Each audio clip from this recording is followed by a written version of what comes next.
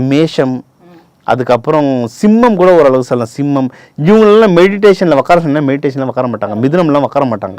ஏன்னா ஒன்று நெருப்ப ராசி, இன்னொன்று மிதுனம்லாம் வந்து கலை நயம் மிக்க ராசி. இவங்க மெடிடேஷன் பண்ண மாட்டாங்க. ஆனால் கோவிலில் உட்காந்து பஜனை பாடுவாங்க. நீங்கள் நிறைய கோவிலில் உட்காந்து யாருன்னா பாட்டு பாடுற நீங்கள் ஐயப்பன் கோவில் போங்க, அந்த ஹரிகர சுதன் பாட்டு ஓடும். நைட்டு பாட்டு ஓடும்போது திடீர்னு ஒருத்தர் தானே பாடுவார் ஹரிகர சுதன். அவர் பாடுறது ஒன்றும் அழகாக இருக்கும். அவங்களாம் மோஸ்ட்லி மிதுன ராசி, மிதுன லக்னமாக இருக்கும், இல்லை புதன் ஸ்ட்ராங்காக இருக்கும். கோவில்களில் வந்து நிறைய பேர் பஜனை பாடுவாங்க. அவங்களுக்காக தான் பாட்டே. நீங்கள் வந்து இப்போ செவ்வாய்க்கு வந்து யாராவது செவ்வாயில உட்காராது மெடிடேஷனாக 5 நிமிஷம் கூட உட்கார மாட்டாங்க. செவ்வாயில என்ன கண்ணை மூடி மலையேற ஆரம்பிச்சிருங்க. சதுரகிரி, நம்ம ஊரில் மலைகா பஞ்சம், சதுரகிரி இருக்குது, வெள்ளையங்கிரி இருக்குது, கொல்லிமலை இருக்குது. எந்த மலை இருக்கோ, இல்லை முருகன் கோயில் எல்லாம் முக்கால்வாசி மலையில தான் இருக்குது.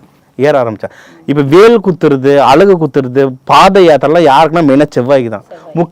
முக்கியமாக முருகனுக்கு இருக்குது. ஏன் முருகனுக்கு இருக்குது, மற்றவங்களுக்கு இல்லை? இன்னொன்று மோஸ்ட்லி மலை மேலே இருக்க கோவிலுக்காக இருக்குது பாத யாத்திரை. திருப்பதி கூட பாத யாத்திரை போவாங்க. ஏன் வேற பெருமாள் கோயிலுக்கு போகிறது இல்லை?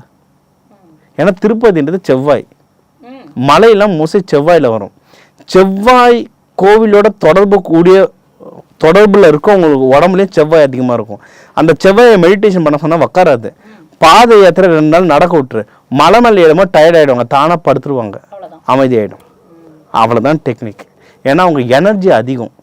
அதுக்காக தான். அப்போது உங்களுக்கு இந்த சித்ரா பௌர்ணமிக்கு ஈஸியான வழிபாடு என்னன்னா மலை ஏறது தான். நான் சொல்லலாம், முருகரை வச்சுக்கோ, பால் அபிஷேகம் பண்ணு, பன்னீர் அபிஷேகம் பண்ணு, எல்லாமே ரைட்டு. வசதி இருக்கவங்க பண்ணுவாங்க, வசதி இல்லாதவங்க என்ன பண்ணுவாங்க?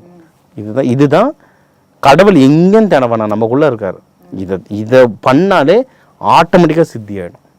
இதுக்கு அப்புறம் நீங்கள் போயிட்டு பால் அபிஷேகமோ, பன்னீர் அபிஷேகம், விபூதி அபிஷேகமோ பண்ணுங்க. அதை பண்ணி நம்ம தான் சாப்பிட போகிறோம். நல்லது தான். அவர் உடம்புல பட்டு வர பால் நம்ம குடிக்கும்போது அது ஒன்றும் ஸ்ட்ராங்காக இருக்கும்.